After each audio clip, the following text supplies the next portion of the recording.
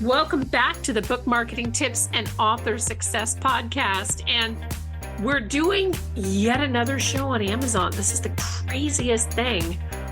We should just call ourselves like the Amazon Podcast or something. This is Benny Sansevieri with Amy Cornell. And so this is a little bit of a dual Amazon show, talking about two different things on Amazon.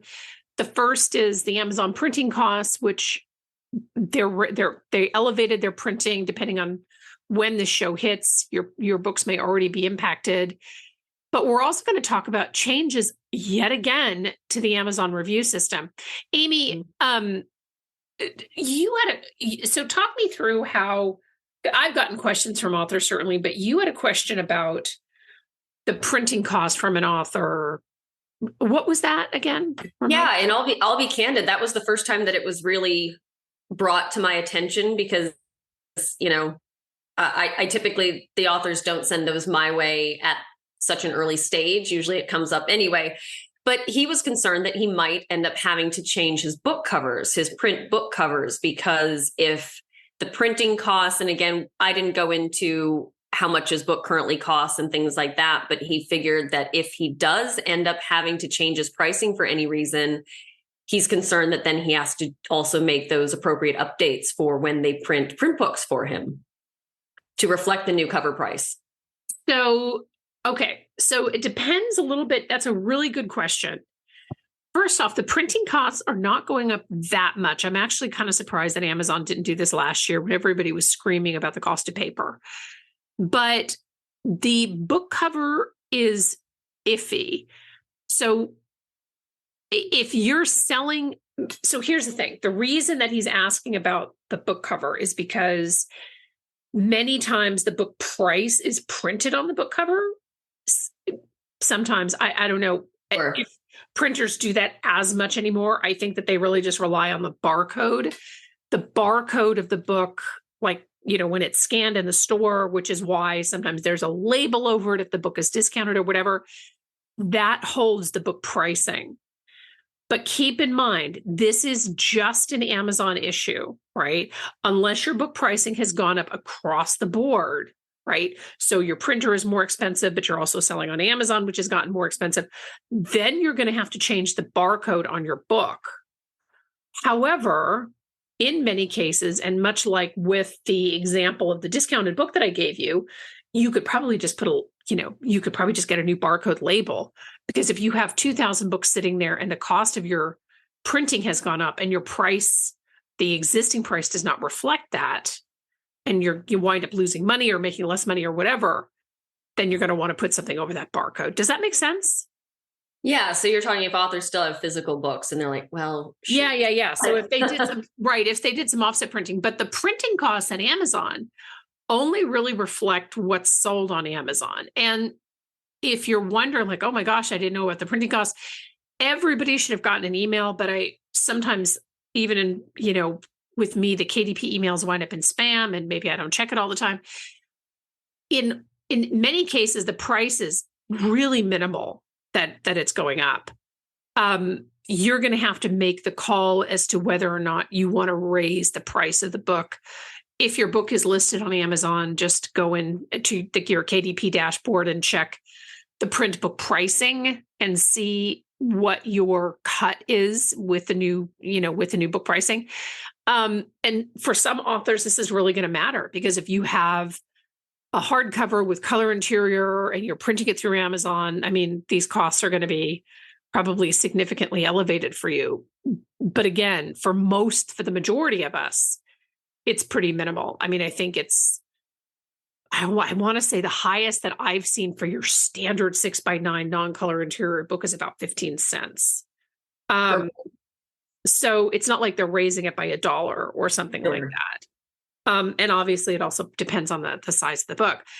But I think the bigger change, once again, Amazon is changing their review system. And it's kind of like, Amy and I were talking about this on text, and I'm like rubbing my head because the whole conversation of Amazon reviews kind of gives me a headache. But yeah, it still continues to be one of our most viewed topics on our blog. It continues to be, I know it. And part of the reason is that I'm glad that Amazon needs to buckle down on their reviews. Cause I was telling Amy the other day, I was shopping for some green powder stuff. And we were talking about that in text. And I had forgotten to mention to her that I was shopping for it on Amazon. I don't know what, over the weekend, I was just looking at different brands. And this one brand that came highly, like Amazon's recommendation, it had, 30,000 reviews.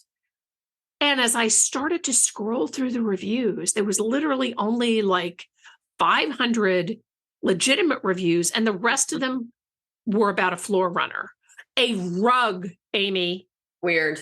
Like sitting. And so I wrote to Amazon and I'm like, y'all, this is crazy. But the challenge with that is, then this is why you really have to pay attention to the reviews on product or whatever, because how did these reviews get mixed up like this? Like how does this 500 review product, which 500 reviews is not a small number, but it's not 30,000. Right. Exactly. Right? So Amazon, and I think the problem has been the star rating. So I don't really care for the star rating. I hate it. Sorry. Yeah. I mean, because you can, but the star rating is also inconsistent, right? Because exactly. You have talked about that. Well, and go ahead. Sorry. No, go ahead. Well, I was just going to add in, when you mentioned the star rating, I've also read on forums and things like that. And we do a lot of work with Goodreads. So I keep up on Goodreads. And just as another example, the star rating on Amazon is not quite the same as the star rating on Goodreads, if that makes sense. So Goodreads readers are some of the most dedicated genre, like hardcore. They read a lot. And they are known for being a little more discerning, so it's harder to get a 5-star review on Goodreads, let's say, because those, again, hardcore genre fans versus a 5-star review on Amazon that just has traffic from God knows where, Yeah, absolutely. And you highlighted something in the exchange that we had an email the other day. We do not consider customer ratings without an Amazon verified purchase status in a product's overall star rating until a customer adds more details in the form of text, image, or video. So it would seem like from this that they're getting rid of the rating altogether. Yeah, I personally have never been able, and I've tried just for the sake of what we do, I have never been able to just simply rate anything without putting an actual written review in. But then they're elevating this even more, and they're insisting that, they're going to start weighing the quality of the reviews too. Right. Which I kind of love that. I mean, I know it's going to be harder in some ways, it's already hard to get reviews, but I do love, when you kick this off, Penny, that Amazon is stepping up their game in terms of what they need when it comes to shoppers influencing other shoppers' buying decisions. Right, exactly. Because it's become a very, like the example of the runners, the rug runners on the green powder stuff. I mean, it becomes a very slippery slope. Now, here's the other way that this is going to impact authors, I believe. There are a lot of review services out there, and this is not me knocking review only services out there at all. But you're going to have to be careful, because while Amazon, so there's always been kind of the belief that Amazon is going to start giving more or only allowing verified purchase reviews.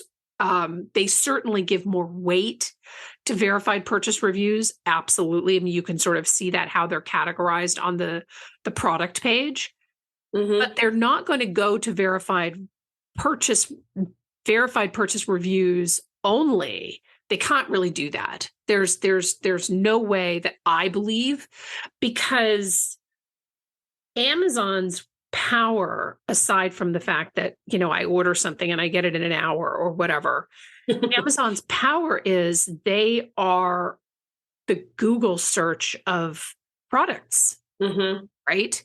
So just the green powder example, I did not end up buying that off of Amazon. I bought it from another source. not because of the whole rug thing, rug review thing, but just because of, like I wanted to build a relationship and account with this other, place, whatever. Amazon knows that if you go, in most cases, if you check the Amazon site for reviews, you're very likely to buy it there. So, you know what I mean? So limiting reviews to just verified purchases is not a smart business move.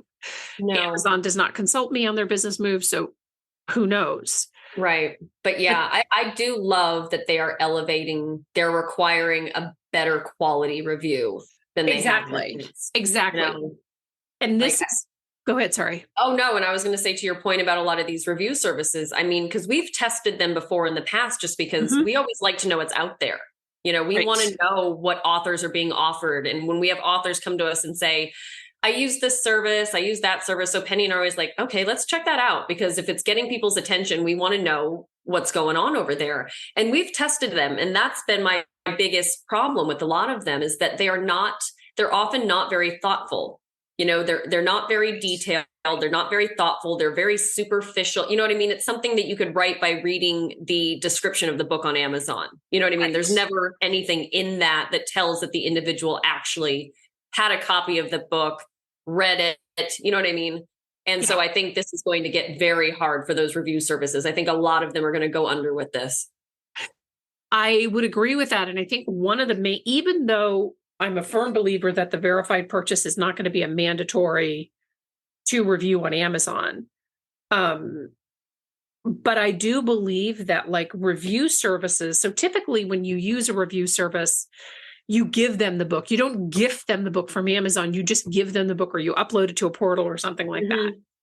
I think that in order to continue to remain legitimate, you're going to have to factor in the cost of actually gifting them a book, print or otherwise, off of Amazon in order for that to be considered a verified purchase, or they're going to have to buy it. And then you would just have to reimburse them.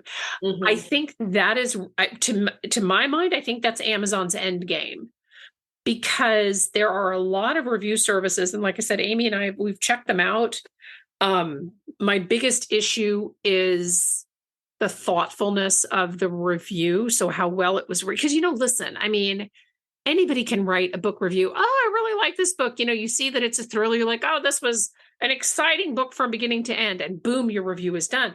Right. A real page turner. Thank you. Right. Or like the romance, like, oh, I'm so glad they had their happily ever after. Like that tells me literally nothing about the book. Right. But there are a lot of review services right now that are operating under that. Just write 2 or 3 sentences of something, and you don't even, I mean, they don't say that they don't have to read the book, but they, in many cases, I don't think that they read the book. Yeah. I mean, we've seen in their fine print and everything, I have yet to see that, written out as a requirement with the service, Yeah, exactly. They very conveniently skirt over that. But the other thing, Amy, that you brought to my attention was that Amazon, and we're going to do a show on AI. Finally, I'm so excited. I get like, Amy, we have to do a show on ChatGPT. Like the nerd in me has been wanting to do this forever. But you brought something to my attention too. Do you want to talk about that, about how Amazon is going to be using AI for product pages? What? For the reviews and stuff? Yes. Yes. Isn't that bizarre? Like, yeah, it's wild. So apparently they're moving to using an AI system that is really going to analyze multiple aspects of reviews, essentially. I mean, so it is going, and it's, it kind of makes sense, Penny. We did the categories show very recently talking about how Amazon is really streamlining how much they need to get their human customer service agents involved in this process. So with that happening so recently, this surprises me even less, but it makes sense. So they're using AI that is going to be able to analyze data and consistency and things like that. So now it's crazy to think this, but somebody, and this is where I think the Vine voices, the top 100s, things like that are going to gain a lot more weight again, because they kind of fell away for a long time, I feel like. Yeah. you know, but I think those are going to come back as being pretty key players in, the reviewing sphere for authors. But now it's going to weigh, how often somebody reviews, how often they give products good reviews versus bad reviews, how detailed their reviews are. And star ratings. They even talked about how a star rating is not a black and white system anymore. Now it's going to be weighted using a bunch of different considerations. So just because you get another 5-star doesn't mean you're necessarily going to see your book's rating change right away. It may take 3 or 4 or 5 stars before you see an increase in your rating. So it's wild. Like they're basically telling you, you don't know what we're doing. You know what I mean? They've created a new process that really makes the Amazon system even less predictable now. Well, but I also think that Amazon is trying to, I love I would love a system that created an authentic but easy way for readers to leave reviews, because I read a study once, and I want to say it's like less than 2 or 3% of people who buy books on Amazon actually review them. So I'd love to create a more streamlined, like, you bought the book, what did you think of the book? And I hate to use the example of Costco because, as everybody knows, I really love Costco. But if you buy something at Costco online, they send you reminder emails to review it. And I think that's awesome, right? And by the same token, you can't go on to a site like Costco, and maybe some of the other online sites are the same. I have not tried to review anything like it.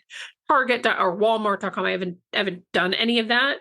But if I were to go onto Costco and be like, I want to review this, I don't know, shoes or whatever, I actually have to have my membership number and show that I bought it in order to be able to review it. So that's their kind of gatekeeping thing.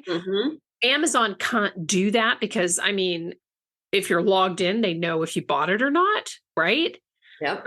But I would love for Amazon to figure out a way to, yes, have a gatekeeper, because I've talked to too many authors who are like, I'm getting all these low star ratings. And I think people, like, I don't know, maybe they wrote a family memoir and the family is like mad and they're all going on and putting on like a 1-star review or something, or 1-star rating. I would love a way for Amazon to avoid that, to do something to, first off, get rid of it. I hate the ratings altogether, but yeah, the abuse of it, but also to create an easier way for readers to leave authentic reviews, right? Because authors need more reviews, but it's going to be hard to do that without a gatekeeper. And that's kind of what we're seeing now, is that Amazon is putting some gatekeeping pieces in place. And, some people are going to have, because I've had authors tell me, yeah, but, my reader, some of my reviews got pulled, and that's a whole separate conversation. And sometimes readers don't know how to write a really thoughtful review. So, do you think they may end up going the way of having a minimum character number or something like that? I mean, I know so many sites that do that now that I work with, that products I buy that ask for a review when I go on, and I'll admit, like, it takes it mentally. I need to be like, okay, if you like, I have to pump myself up when I see that it's like, oh, there's a character limit. I'm like, shit. Okay. Yeah. I still do it, but I can understand where authors are a little worried, like, oh, now we're asking even more of these readers, Well, and I think that, so, and I'll come back to that in just a second, but I think that Amazon is also going to start to explore some sort of back-end AI tool that when somebody tries to leave, or like, they can spot the real from the fake. And we know that there are certain, like we talked about earlier, like, oh, this book was a thrill ride. And, that is, yes, that's also the character limit. But the minute, page turner has been used 67 times in the last. Right, exactly. But the minute that you start to put up, that you start to give people parameters, there's always going to be somebody who's going to try to break through those parameters. But I think that Amazon's going to start using AI. But this is a great opportunity for you as the author to both build your network of readers, right? Build your network of readers. Don't feel like you're at the mercy of whoever bought your book on Amazon and will they review and is Amazon making it too hard, et cetera. But also, there's nothing wrong with teaching people how to write a good review. Yeah. So I'm not necessarily saying, okay, here's the review I'd like you to put up on Amazon. Could you just, that's not what I'm saying. I'm not saying for you to write a review and give it to them, but teach people. And, I get authors all the time who are like, I don't know what to put in my newsletter. Why don't you talk about how to review a book? And the challenges at Amazon, the challenges of getting reviews on Amazon and the ongoing Amazon reviews issue that we have, as you pointed out, discussed on the blog. And we have a post from 5 years ago when this conversation first reached its peak it's one of our most trafficked blog posts on the site. Exactly. And every time we do social media campaigns for our authors, we make a point to highlight the good reviews too. Yeah. So when you get a good review, turn that into other content, right. Share it on your social, feature it on your newsletter, put it up on your website. There are so many things that you can do with a single review that can be impactful, Right. But to your point, Penny, teach people what a good review looks like. Yeah. Yeah. Teach people, educate your readers on, on how to write a good review. And I promise you will get more. And some people just need to be, kind of shown how, what should I put in? I love the book. Like a lot of times people don't really know how to go beyond that. Right. So we'll keep an eye on the Amazon, the ever-changing changes at Amazon. I think we're going to see a lot of them. I think Amazon has just reached a point where with all of the things, not just related to books, but with all the people, going to their site for reviews and all of the ways that there are systems out there to try and trick the Amazon system. I think Amazon's really going to have to, they're going to have to button up and get this right, because at some point you're going to start to lose the consumer for sure. Yeah, but I'm excited. I think it'll be kind of a bumpy road, but I am hopeful that going forward, the quality over quantity will start to matter more and will start to influence buyer choices a lot more than it does now. Yeah, I 10,000% agree with that. Thank you so much for tuning in to the Book Marketing Tips and Author Success Podcast. This is Penny Sansevieri and Amy Cornell, and we are so pleased. We thank you so much for all your reviews. We love getting your feedback, and keep the ideas coming and the reviews. We appreciate all of you. See you next time. Bye-bye.